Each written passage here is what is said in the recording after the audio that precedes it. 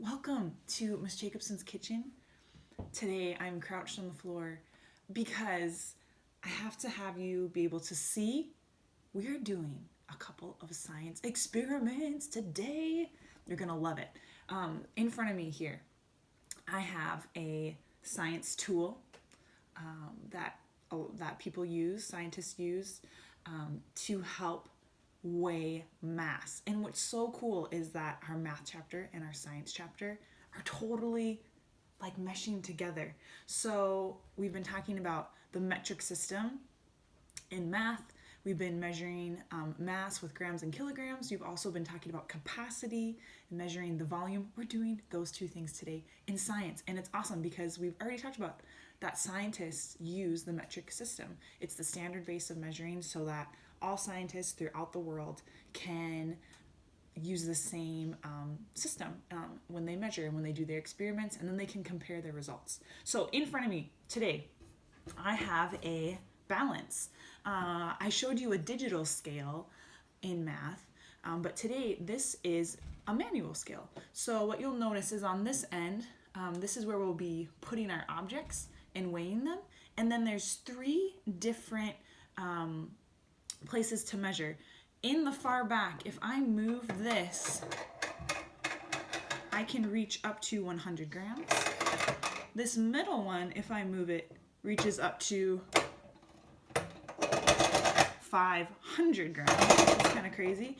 And then this little tiny one in front, you'll see me use that one a lot. If I flick it, I can move this one really carefully, 1 gram at a time. So that's kind of how this balance works. You'll notice here on the edge, there's a 0. The goal is when we weigh objects for this bar, you can see it kind of move. We want this bar to be exactly in line with this 0 and like this. So, I just kind of cheated there, but that's our goal today. So we're going to be measuring a few items together. You're going to need worksheet page 71.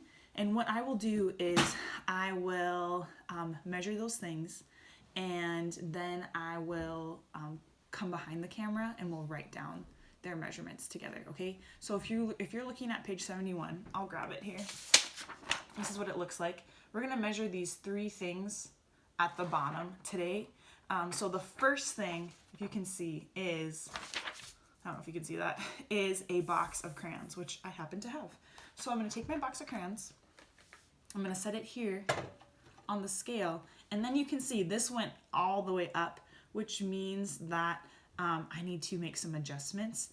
It means that it's not balanced, right? If something is balanced, it's gonna be exactly on that middle line, okay? So let's start by moving some things. Let's see. I'm gonna move this one in the back. I'm moving it by 10 grams.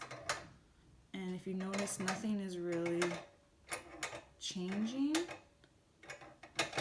which means it's heavier than 100 grams, okay? So I'm gonna move this big guy here. Ooh, now it went down, which means I moved it too much. So I gotta go back a little bit here. Okay, so I'm currently at 100 grams. Sorry, I'm kind of looking upside down, but I think I can see it. 100 grams. Now I'm going to move this back scale. Oh, there we go. Which is moving by tens. So this back one moves by tens. This middle one moves by 100s. Ooh, currently I'm at 130 grams, which is too heavy. So I'm going to move back to the 20. So I'm at 120 grams. And I think now I'm going to have to move this single guy. Oh, do you see it moving slightly? That's good. So I'm at 124 grams. Oh, see it's moving? See if we can get it to balance. Nice. It's really close. I think it's gonna stop moving. I think I can move it a little bit more.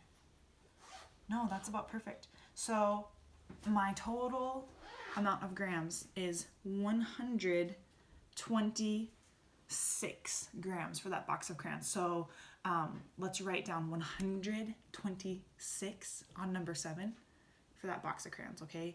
I'm just gonna stay here. And then I'll move the screen down at the end. 126. Maybe I'll do it like this. Otherwise, I don't want to forget. Okay, 126 grams. Okay, cool. Next is 12 nickels. And like, what are the odds that I found 12 nickels in my apartment today? I did. I technically found 11, and then Miss Smith found 1. So with a little bit of teamwork, we were able to find 12 nickels today. Before you measure a new object on a scale, you want to set everything back to 0. Okay, so now we're completely at 0. Here's my 12 nickels. I got them in a pile. I'm going to set them in the middle of the scale. And then as you can see, that immediately went up, which means there's weight on this end. There's some mass. So let's start by moving this 10. Nothing. Oh, too heavy. Okay. So we know it's not 100 grams. It's not 80. Ooh, this one is looking good. What am I on? 60? Ooh, okay. I'm close. Oh, I can't touch it. Okay. So almost 60. We gotta move our 1 gram a little bit. Oh, too heavy. So it's not 60. I'm gonna have to go to 50 and then move my 1 gram. There we go. Oh, there we go. Oh, nice. Gotta see a little bit more here. A little bit down. So I'm currently at 59 grams. Just letting the scale stop moving. Let it balance. See, when we were trying to get these bars to line up. Nice. Oh, my hair is touching it. That's not good. Okay, really close. Move it a little bit more. So it's not quite. 50 plus 10 would be 60. That's all the way here. It is right at 59 and a half. So we will write 59 and a half, or 0.5 grams. 59 and 1/2 grams, or I'll write another way and then I'll show you later. 59.5 grams. Okay, like I said, I'll move the camera down. Let's just measure our items first. Okay, the last thing we're going to measure on your page number 9 says a watch. I do not have a watch, but I just so happen to have like a lollipop like number 4, so I figured let's measure that. Okay, let's do it. So I want to put everything back on 0, 0 the scale. Remember on the math worksheet, I had a button that I would click, and that would 0 the scale. But on a manual scale, I have to move, on this balance, I have to move everything back to 0. Okay, so Tutti Frutti Lollipop is heavy. Okay, so this is where I kind of have to make some estimations. Do I want to start by moving the 10 gram or the 100 gram first? It wouldn't really make sense just to move the ones. I didn't do anything. I think I'll start with the 10s, then I'll see if I can make this move at all. Okay, so if I move the 10 all the way to 100 grams and it didn't do anything, and then I gotta move this guy. So this one back to 0. This one, whoa, too heavy. Okay, so I'm currently at 100, and 200 was too heavy. So I go back to 100, and then I'm going to move my 10. Oh, there's some movement. Nice. Okay, so that's currently too heavy. I'm at 130 is too light, so I'm going to have to move this 1 gram. I wish you guys could practice this today on your own. It would make a little bit more sense instead of having to watch me. But we do what we can. Okay, so I'm currently at 130 grams and 37 grams. Ooh, I'm really close. Ah. Ooh, that's really close. Just gonna let it stop moving. Nice. We got it. It's totally balanced. These bars are lining up. So I have 137.5 grams. A lot of 0.5s today, or 1/2s. So 137 and 1/2, or 137.5 grams. Okay, let me hop behind the camera just to show you the answers that I have written down, and then that way if you didn't get them, you'll be able to catch up.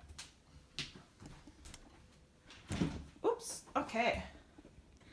So here's our worksheet today. Zoom down a little bit here. Okay, cool. So the box of crayons was 126 grams exactly. Then we had our 12 nickels, 59 and 1/2 grams, or another way to write that is 59.5 grams. And then we didn't do a watch today. We did a lollipop. Fun fact, I got that from Mrs. Hanson when they went to Disney World. Pretty cool. I haven't eaten it yet. And that was 137 and 1/2 grams, or 137.5 in decimal form grams. So pretty cool. That is how a balance works. And let me just pull that in. That was terrifyingly loud. Sorry about that. But I want to give you a little closer look at this. When I move all of these things to 0, okay, watch what happens to the scale. When it's zeroed, it should now be exactly on 0 over here as well. Do you see that move? Those bars line up. Okay, and when I measure something like this lollipop and I place it on the scale, it goes up. And that means that this side is heavy, so it's slanted down. This is up. And we know already that the lollipop is 137 grams. So like, as you can see in the back here, this goes up by 10s to 100. The middle one counts by 100 grams, and this front one is really small. So let me show you what this looks like up close. You can see the numbers a little bit better. So I'm going to move this to 100. Okay. And we know that it's more than 100, so we're trying to make this go down and be 0. So it's not just 100, it's heavier. We know that we have to put our back piece to 30, which, here, I'll move the camera like this so you can see 30. Well, see some movement? It's close, but if you can see, I'll go back like this.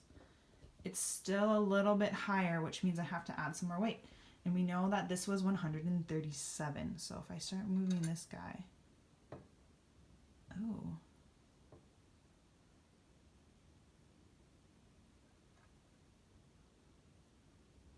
Back. Oh, I'm pretty close, which makes me think there's something off in our measuring, which that happens. This is more close to 130 grams. So I wonder what I did differently. Maybe I was at 127. Let me check something here. No, that's not working either. All right, well, sometimes in science, we do things again and we get different results. So it could be how I have my sucker placed on the scale. It could be also potentially if my table was uneven, that could, when I pulled the scale forward, it's on a new part of the table. But the biggest thing I want you to see is that this is really close to being 0. So we might have to make an edit on our paper, okay? Measure, the second time we measured the sucker, it was 130.5. So I'll just write that down. 130.5 for number 2. Okay, so that's a little bit how balances work. I hope you enjoyed it.